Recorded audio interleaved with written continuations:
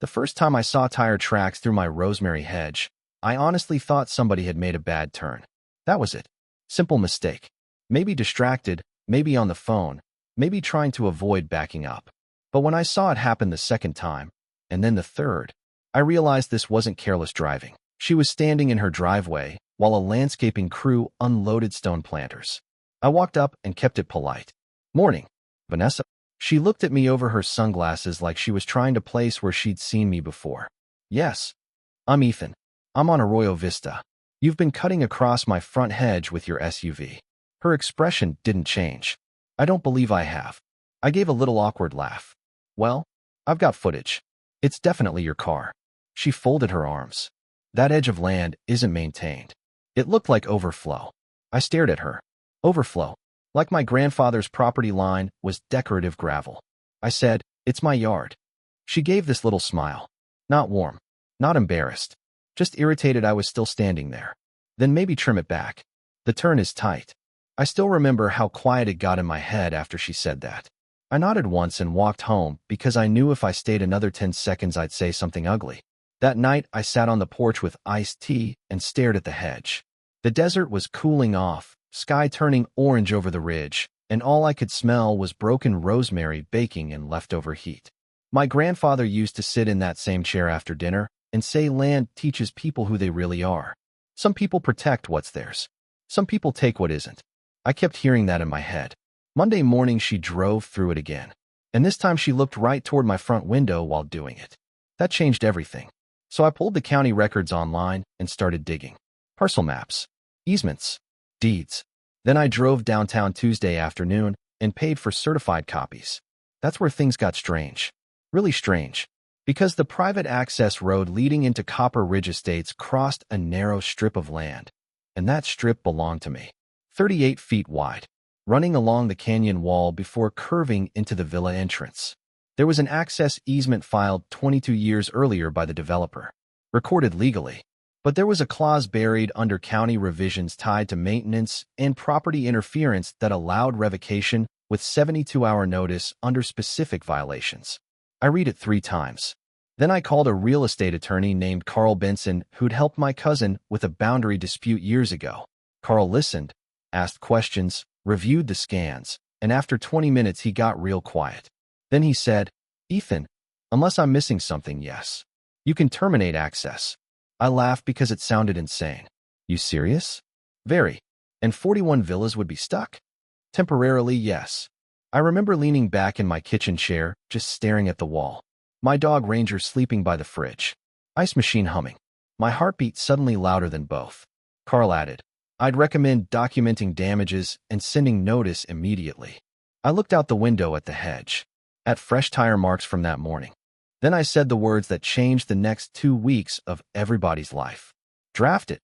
Wednesday afternoon, certified letters went out to every Copper Ridge homeowner in the HOA office. Easement revoked. 72-hour notice.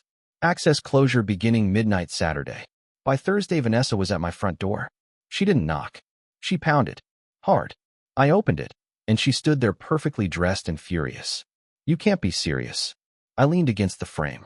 "Looks serious to me. This is harassment." Running over my property felt pretty close to harassment too. She laughed sharp and cold. "You're willing to inconvenience 41 families over landscaping?" I looked right at her and said, "No, Vanessa. You inconvenienced 41 families because you couldn't stay on pavement." For the first time, her expression cracked. Just a little. Then she stepped closer and lowered her voice. "You really want to make enemies here?" I said no, but I'm done letting people confuse quiet with weak. She stared at me another second, turned, and walked back to that Mercedes. Saturday night, my contractor backed a trailer onto the access strip with a prefabricated steel gate and 2 cement crews behind him. Floodlights went up. Concrete poured. Steel posts anchored deep. By 11:58 p.m., the desert was dead quiet except generators humming and metal clanking into place. Ranger sat beside me on the porch watching. At exactly 12:01 a.m., the gate shut and the lock engaged with a hard metallic click that echoed off the canyon wall. And somewhere inside Copper Ridge Estates, 41 homeowners woke up the next morning to discover there was suddenly only one thing standing between them and the outside world, and it belonged to me. By 6:15 the next morning, the first SUV rolled up to the gate. Then another. Then a golf cart. I could hear engines idling from my porch before I even poured coffee.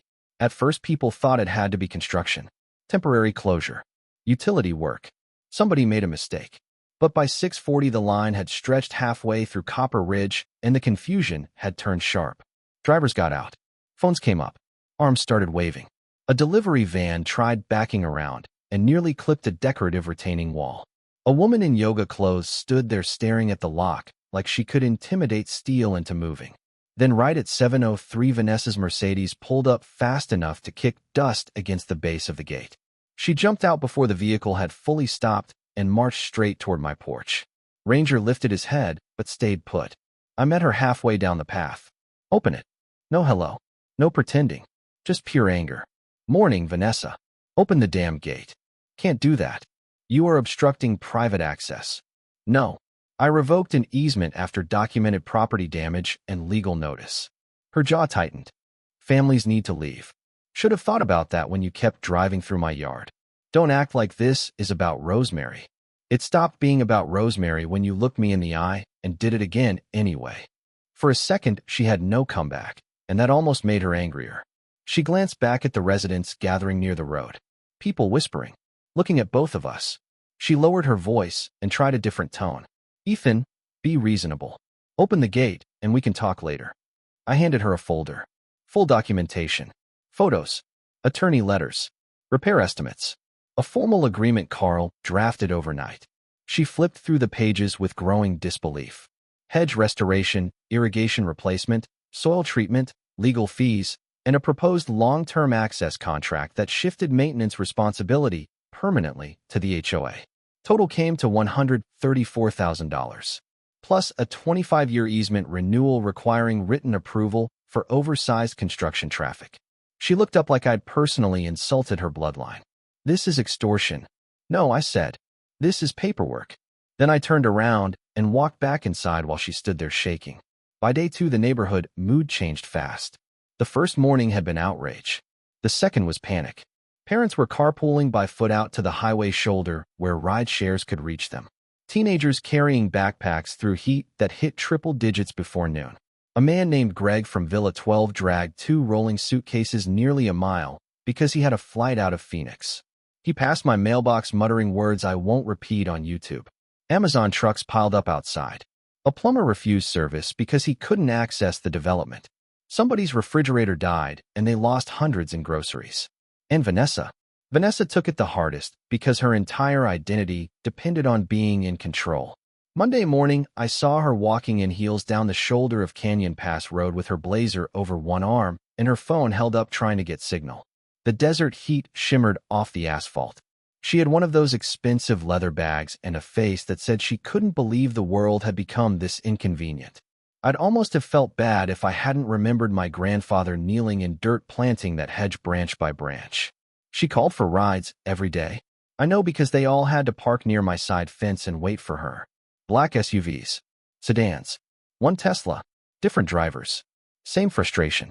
One of them asked me if this happened often, and I laughed so hard coffee nearly came out my nose. By day 4, maintenance problems started stacking. Copper Ridge relied on contractors for everything. Pool service, landscape irrigation, trash overflow pickup, exterior detailing. Half those people never realized how many workers kept the place polished because it had always looked effortless. But effortless disappears fast when nobody gets in. Sprinklers failed. Grass near the entry baked yellow under the Arizona sun. Pool filters shut down. Water in one courtyard pool turned cloudy then green. You could smell algae drifting when the wind shifted. Homeowners started circling Vanessa like sharks. I saw pieces of it from my porch and heard more from Carl, because suddenly every other resident wanted legal advice too. One woman named Marissa knocked on my door with a peach cobbler and apologized on behalf of the neighborhood. She said, "Most of us didn't even know she'd been cutting through your yard." I believed her. She looked exhausted. Told me Vanessa ran every board meeting like a courtroom and people stopped disagreeing because it wasn't worth the fight. Well, I said, looks like disagreement found her anyway. Marissa laughed harder than she meant to, then caught herself. By day 6, Vanessa came back. No sunglasses this time. Hair pulled back. face drawn tight.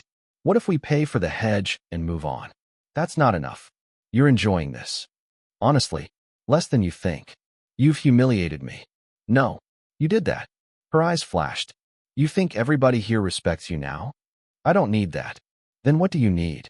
I looked toward the gate. The residents waiting. Workers turned away. A FedEx truck reversing. Then I said, I need you to understand that people with smaller houses still own their land. That one landed. You could see it. She said nothing, just stood there breathing hard, then turned and walked off. Day 8, the HOA board called an emergency driveway meeting because they couldn't access the clubhouse. Folding chairs, clipboards, residents standing in clusters, arguments carrying through dry air. One board member blamed Vanessa directly. Another demanded legal action. Their attorney dialed in on speakerphone and confirmed exactly what Carl had already said. Notice was legal. Revocation valid. No emergency injunction likely because damage documentation was overwhelming and Vanessa had ignored prior warning. Somebody yelled, "You drove through his yard 20+ times?" And even from my porch I could hear Vanessa snap back. It was landscaping.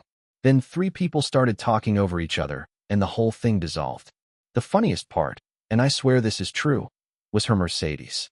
It sat parked inside her garage the whole time, covered in fine desert dust because she literally couldn't get it out. Every day sunlight hit the windshield, and you could see another layer settling over it. That champagne paint she loved so much slowly turning matte under Arizona wind while she paid rideshare bills and tried pretending she still had control. By day 10, Copper Ridge looked tired, irritated, less polished. The kind of expensive neighborhood where perfection cracks and suddenly everyone notices every flaw at once. Dead landscaping, overflow bins, green pools, tempers everywhere. Carl called and said, "They're close." I asked how close. He laughed. Board members are fighting over reserve funds. Day 12, Vanessa knocked again. Softer this time. I opened the door and she looked different. Still proud. Still stubborn. But worn down. Like sleep had become optional. "They're preparing a vote," she said. I figured. You planned this. No. You planned this every time you turned your wheel. She actually smiled at that, just for a second, like she hated that I had a point. Then she said quietly, "Do you know what bothers me most?" "What?" "I honestly thought you'd back down." I nodded. "Yeah, I know." She looked at Ranger sleeping near the doorway, glanced past me at the old porch tile, and said, "I underestimated you. You underestimated the deed." She laughed despite herself. First real human sound I'd heard from her in weeks. Then she straightened back up and said, "Tomorrow morning. Board vote." "Yes." "And if they say no?" She looked toward the locked gate, toward the villas baking in afternoon sun. Then she gave me a tired look and said, "They won't." The board met the next morning in somebody's driveway because by then even the clubhouse landscaping looked rough and nobody wanted to pretend things were normal anymore. I didn't go over there. I stayed on my porch with coffee and Ranger at my feet, watching sunlight spill over the red rocks while voices carried through the dry air. You can hear a lot in the desert. Sound travels farther than people expect. I couldn't make out every word, but I caught enough. A few homeowners wanted to keep fighting on principle. A couple were furious about spending reserve money. One person was threatening a private lawsuit over property values. Then somebody raised their voice and said, "None of this happens if Vanessa stays on the road." And after that the whole thing got very quiet. Around 10:30 Carl called. They voted. And 6-1. I already knew who the one was. Transfers pending. 20 minutes later the wire came through. Full amount. Every dollar. Carl confirmed signatures on the new easement agreement, maintenance clauses, access approvals for oversized vehicles, and a formal acknowledgement from Copper Ridge that my property boundaries would be respected going forward. Clean. Legal. Final. I walked down to the gate with the remote in my hand. The metal was warm from the sun. For a second, I just stood there listening to the motor hum against the silence. Then I pressed the button. The steel gate rolled open slow and smooth, and for a second nobody moved. Then engines started, one after another.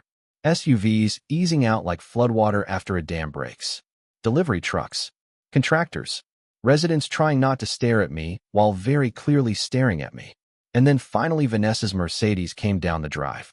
It had a layer of dust across the hood and windshield from sitting almost 2 full weeks in that garage. She pulled up near the entrance and stopped. Window lowered halfway. For a second, neither of us said anything. Then she looked at the hedge. The new irrigation lines. The rosemary standing upright again, greener than before. She nodded once and said, "It does look better." I almost laughed. "Yeah, it does." She rested one hand on the wheel. For what it's worth, I was wrong. It surprised me more than I expected. Because some people double down forever. They go to war with reality before admitting they crossed a line. Vanessa wasn't suddenly transformed into a sweetheart or anything. Let's not get carried away. But there was something honest in her voice. Maybe exhaustion. Maybe perspective. Maybe just 2 weeks of losing every argument with a locked steel gate. I nodded. Appreciate that. She gave the smallest smile, rolled the window up, and drove out toward town. Dust trailing behind her tires, this time staying exactly on pavement. Over the next few months, Copper Ridge went back to looking polished. Pools blue again. Landscapers back on schedule. HOA emails apparently got a lot less aggressive according to Marissa. Vanessa stayed board president another year, but people challenged her more. Asked questions. Voted differently.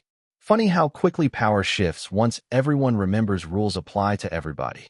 My place stayed the same. Porch tile still faded. Mailbox still leaning a little left. Ranger still barking at delivery vans like it's his full-time career. And the rosemary hedge, honestly, it came back stronger than before. Denser. Taller. The smell hits every time the wind rolls through, and sometimes when I'm watering at sunset, I think about my grandfather. About what he used to say. Land teaches people who they really are. Back then I thought that meant boundaries and ownership and paperwork. But I think now maybe it's bigger than that. Maybe it's about how fast people assume something belongs to them just because nobody stopped them before. Maybe it's about what happens when somebody finally does. And I still think about one thing sometimes. If I'd just ignored those tire tracks, trimmed the hedge back like she told me to, stayed quiet because keeping peace seemed easier, none of it would have happened. The gate never goes up. The board never changes. Vanessa never hears the word no. But then again, maybe that's exactly why it needed to happen. So now I'm curious, if somebody in your neighborhood kept crossing a line like that, literally or otherwise, would you let it slide to avoid the drama, or would you stand your ground even if the whole block got pulled into it? Let me know in the comments, because I've learned people have very different opinions once boundaries start costing real money.